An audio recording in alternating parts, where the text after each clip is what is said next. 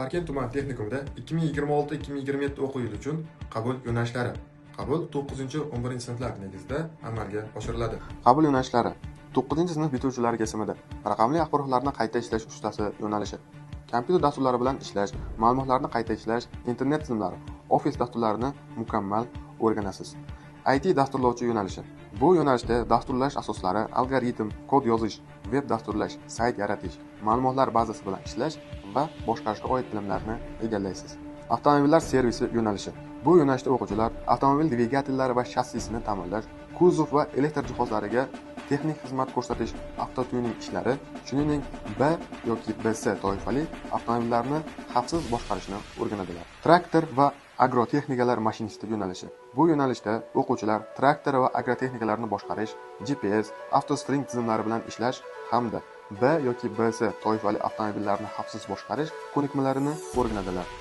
Metallga qayta ishlov berish yo'nalishi. Bu yo'nalishda o'quvchilar metall detallarini tayyorlash, frezerlash, silliqlash, shuningdek oddiy, lazerli hamda avtomatik payvandlash usullarini o'rganadilar.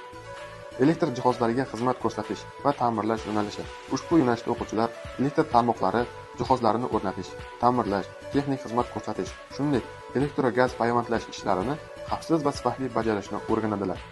Sotuvchi kassir yo'nalishi. Ushbu yo'nalishda o'quvchilar savdo jarayoni, kassirlik, mahsulotlarni tartiblash, shuningdek administratorlik va tovarlar bo'yicha mutaxassislik ko'nikmalarini o'rganadilar.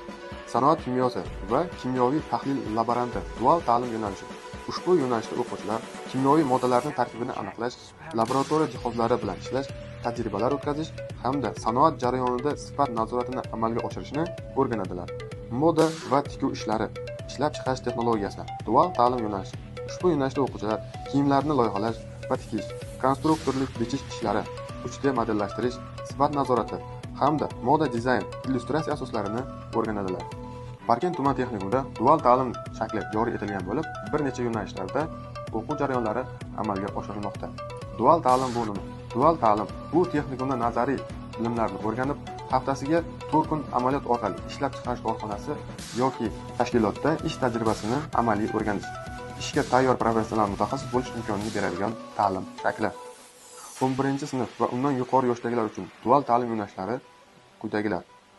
Maktabgacha ta'lim tashkiloti tarbiyachisi, kimyoviy texnologiya, ishlab chiqarish turlari bo'yicha avtomobil transportiga texnik xizmat ko'rsatish va ta'mirlash yo'nalishi. Parkent tumanida istiqbolli soha sifatida turizm yo'nalishi kunduzgi ta'limi ochilmoqda. Bu yo'nalishda siz turizm sohasining asoslari, mehmonxona va xizmat ko'rsatish tizimlari, turistik xizmatlarni tashkil etish bo'yicha bilimlarni olasiz. Kelajakda aynan shu yo'nalishda oliy ta'limda o'qishni davom ettirish imkoniyati ham mavjud.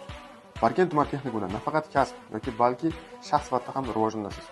Kuchaytirilgan ingliz tili darslari, darslar ilg'or usullar bilan bugungi kun talabi va real hayotga mos tarzda o'rgatiladi. Muntazam tashkil etiladigan sport to'garaklari va musobaqalar o'quvchilarning jismonan sog'lom va faol bo'lishlari uchun muntazam tashkil etiladi. Ma'naviy ma'rifiy tadbirlar o'quv yili davomida doimiy ravishda o'tkazilib, o'quvchilarni axloqiy va madaniy jihatdan boyitadi. Texnikum yotoqxonasi 100 o'rinli barcha qulayliklarga ega yotoqxona sizga xavfsiz va qulay yashash sharoitini taqdim etadi.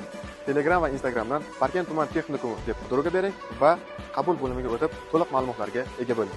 Parkent tuman texnikumiga qatnashish uchun har 15-20 daqiqa davomida qatnovchi avtobuslar harakati yo'lga qo'yilgan. Manzilimiz Parkent tumani, Saray qishlog'i, Quyosh mahalla fuqarolar yig'ini.